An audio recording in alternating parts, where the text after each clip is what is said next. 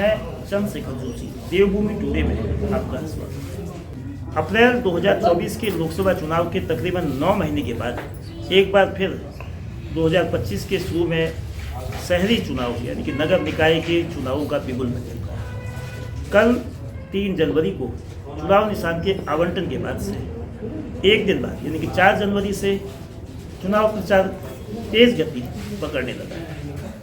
चंपावत जिले में 4 नगर निकाय हैं और वर्ष 2018 के चुनाव में कांग्रेस को जो एकमात्र नगर निकाय की सीट मिली थी वो चंपावत नगर निकाय, लेकिन बीते 6 सालों में हालात बदले। विजयी प्रत्याशी पार्टी को छोड़ के दूसरे दल में गए और उसके बाद उस दल से भी विद्रोह करके वो निर्दलीय के रूप में मैदान में है। लेकिन कांग्रेस की चुनौती अपनी उस सीट को बरकरार रखना है।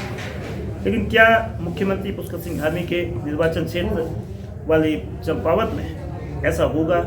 कांग्रेस के लिए चुनौती कितनी बड़ी है, उसके क्या मुद्दे होंगे और इस चुनाव को किस तरह से संगठन की कमजोरी के बावजूद चुनाव मैदान में अपनी उपस्थिति और परिणाम अपने पक्ष में करती है, इन सब मुद्दों को जानने के लिए कांग्रेस की प्रत्याशी नीमा कठेर जी से बात करते हैं। और आज बातचीत इसलिए भी कि चुनाव कार्यालय का आज एक औपचारिक शुभारंभ किया गया है। पूर्व दर्जा मंत्री और ऑल इंडिया कांग्रेस कमेटी की सदस्य रही निर्मला गैतूरी ने ये शुभारंभ किया। अब आप इन चुनावों को कितना चुनौतीपूर्ण आप मानती हैं? जो 23 जनवरी को जो नगर पालिका निकायों के चुनाव होंगे सदस्य से लेकर अध्यक्ष तक, तो इसमें कितनी बड़ी चुनौती आप चुनौती तो कुछ नहीं है, क्योंकि यहाँ मेरा मायका है, ससुराल है, सभी लोग हैं, सब मेरा पूरा संगठन लगा है, तो मुझे लगता है कि मुझे आशीर्वाद मिलेगा। पार्टी की ओर से किस तरह के मुद्दे उठाए जाएंगे? क्योंकि जो 2018 के चुनाव में भी कांग्रेस के ही प्रत्याशी ने यहाँ से जीत हासिल की थी, तो सवाल कांग्रेस से भी पूछे जाएंगे। बेशक प्रत्याशी ने पार्टी बदली और आज भी वो मैदान में है, वो ना कांग्रेस में है ना वो बीजेपी में है, बल्कि दोनों पार्टियों से कांग्रेस से पहले अलग हुए, बीजेपी में गए और बीजेपी से टिकट नहीं मिलने पर बीजेपी के विद्रोही प्रत्याशी के रूप में मैदान में है। तो इसमें आप किस तरह से इस चुनाव को किन किन इशूज़ पर लड़ेंगे? जो नालियाँ हैं ये हैं, क्योंकि मैं यहाँ रही हूँ, मुझे खुद पता है कि यहाँ की क्या समस्याएं हैं, तो मैं उन समस्याओं का निवारण करूँगी। और बाकी मुझे सब पता है, मैं खुद यहाँ रहती हूँ, तो मैं सोच रही हूँ कि अगर मैं इसका विकास करने में अपना पूरा योगदान दूँ। इंडिया कांग्रेस कमेटी की पूर्व सदस्य और पूर्व दर्जा मंत्री निर्मला गैतूरी जी, आपने पिछली बार जो उपचुनाव को भी फेस किया है 2022 की, और उसके बाद ये चुनाव इस तरह का हो गया है कि प्रदेश में एक हॉट सीट के रूप में इसको माना जा रहा है। चूँकि सीधे मुख्यमंत्री की प्रतिष्ठा से इस चुनाव का महत्व है। किस तरह से ये चुनाव बीजेपी बड़ा संगठन, संसाधन युक्त पार्टी और जो उनकी प्रत्याशी है वो पूर्व जिला पंचायत अध्यक्ष भी रहे हैं, तो कैसे इस चुनाव को कांग्रेस आगे बढ़ाएगी? पहले तो जैसा कि आपने कहा कि आपने इलेक्शन लड़ा है, वो इलेक्शन तो जो था कि वो तो जनता के बीच में था कि इन्होंने कौन सी नैतिकता वहाँ पर रखी। जो कि मुख्यमंत्री का क्षेत्र था, कहीं पर भी कोई नैतिकता या कोई मर्यादा का पालन नहीं हुआ। वो तो छोड़िए, हमने देखा कि जो हुआ सो हुआ। कहते हैं कि ऊपर वाला देखता है, वो समय ही बताएगा। दूसरी बात आपने जो कही कि यहाँ पर जो इलेक्शन है, देखो पूर्व में जो भी प्रत्याशी थे, आपने कहा कि कांग्रेस का जो हमारा निकाय में पहले हमारा यहाँ पर कैंडिडेट था, उसने जो किया वो तो जनता जानती है। किस कारण से उसने पार्टी से बगावत की और दूसरी पार्टी में गए, ये भी सर्वविदित है कि आपने मुँह से हम कहें, सबको मालूम है क्यों कैसे गए। और आज की तारीख में जनता से ये ज़रूर कहेगी कि उन्होंने किया क्या 5 सालों में, क्योंकि उन्होंने कार्य किया है। दूसरा जो हमारे दूसरे प्रत्याशी हैं वो जिला पंचायत अध्यक्ष रहे हैं, उनका कार्यकाल भी लोगों ने देखा है, उन्होंने किस तरह से किया है। तीसरा 3 साल मुख्यमंत्री धामी जी का भी कार्यकाल हो चुका है। अब जनता, ये जो चंपावत की जनता है, उनको ही इसका निर्णय करना है कि किस तरह से कार्य हुआ और क्या कर रहे हैं। क्या हॉट सीट कहने से ही ये हॉट हो जाएगी? कार्य करने से भी होगी। आज चंपावत किन परिस्थितियों में जूझ रहा है ये सब जानते हैं। और इसका निर्णय जनता को ही करना है। हम जनता के बीच में जाएंगे, इन बातों को रखेंगे। महंगाई बेरोजगारी तो ये बहुत बड़ी बात है, इसको कहाँ तक कहें कितना कहें ये लोग अनुभव कर रहे हैं, लेकिन जो सामान्य बातें हैं, जो हमारे यहाँ पर विकास की बातें हैं, वो भी कितना हो रही है जनता के बीच में, कोई लेके हम जनता के बीच में जाएंगे। हमारी प्रत्याशी हैं, अच्छी छवि की हैं, पढ़ी लिखी महिला है और अवश्य ही इसमें वो विजयी होंगी और कार्य को करेंगी और इसके लिए प्रतिबद्ध है। कौन मुख्य मुकाबले में आप इसको मानती हैं? आपके लिए बड़ी चुनौती क्या भारतीय जनता पार्टी की प्रत्याशी है या निर्दलीय हैं, और उस मुकाबलों के लिए आप लोगों की क्या रणनीति है? निर्दलीय को तो हम कहीं पर मान ही नहीं रहे हैं। हकीकत तो ये है दोनों की रहेगी कि दोनों राष्ट्रीय दलों में ही होगा निर्णय, लेकिन इसमें विजय हमारी होगी। हमारे साथ कांग्रेस के जिलाध्यक्ष पूर्ण सिंह कटहर जी हैं।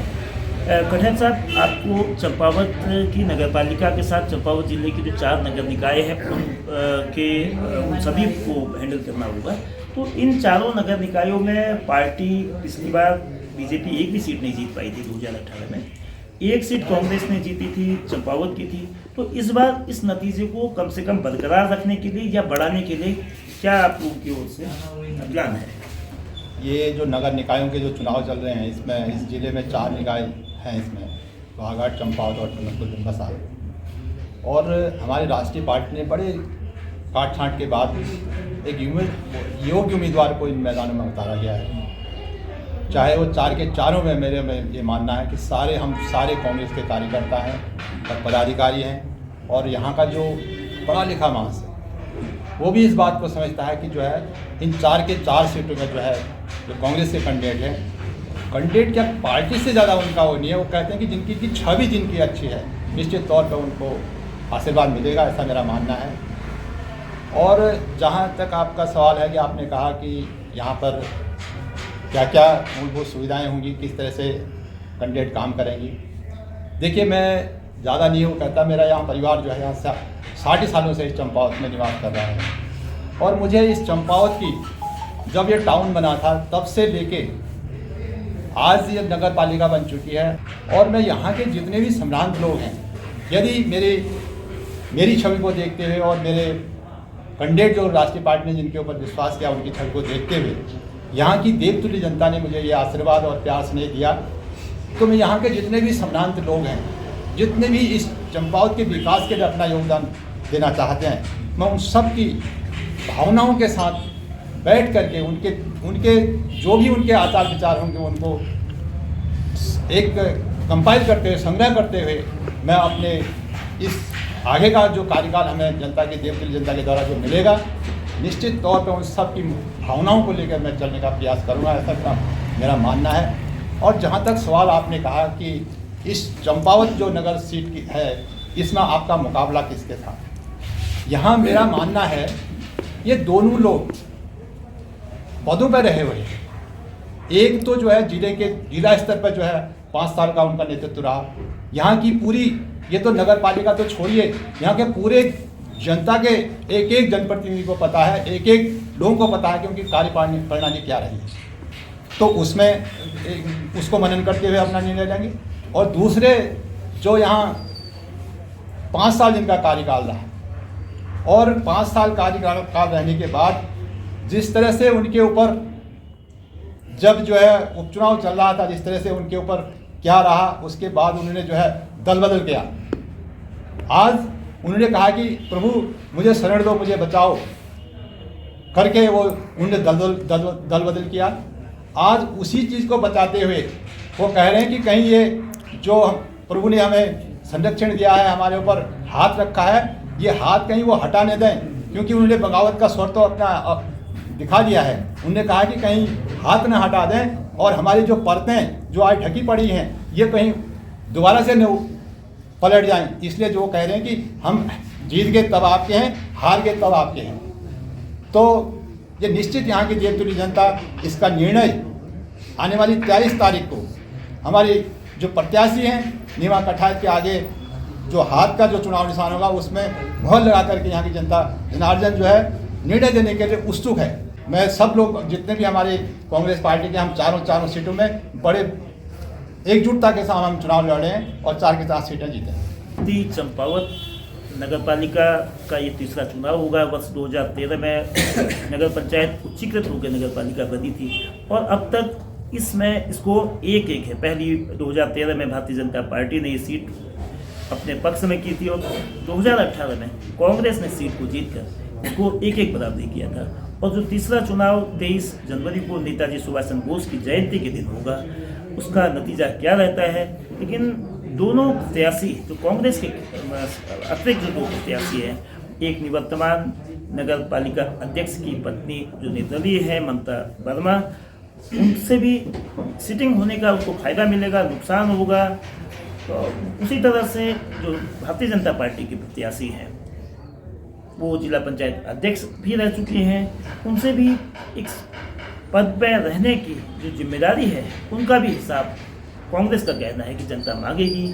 कांग्रेस संसाधनों की कमी या संगठन पर जो सवाल उठते हैं उसके बावजूद मजबूती से इस मुकाबले को करने के लिए अपने कार्यकर्ताओं को मोबिलाइज कर रही है। नतीजा क्या होगा? 25 जनवरी जब राष्ट्रीय मतदाता दिवस होगा, उस दिन जनता का फैसला सबके सामने होगा। बहुत